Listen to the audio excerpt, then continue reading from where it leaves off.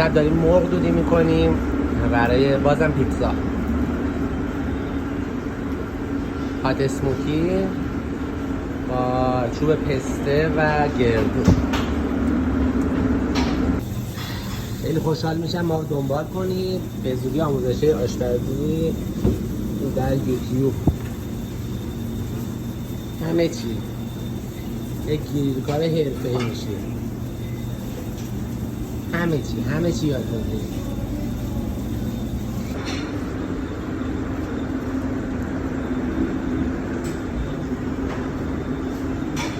اینو بس کن.